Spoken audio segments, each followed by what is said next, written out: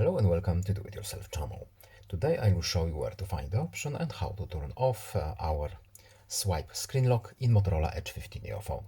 So right now when we turn off and on our phone we have our swipe option. How to turn it off?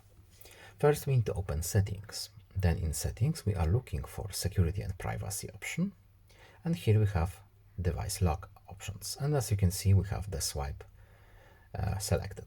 So screen lock, swipe is here, swipe is selected. Now we can change to other type of screen lock, for example pattern. So we have our PIN and we have our password. But to turn off the swipe option or any other screen lock, we need to select none option. Then the screen lock, as you can see here, it's now off.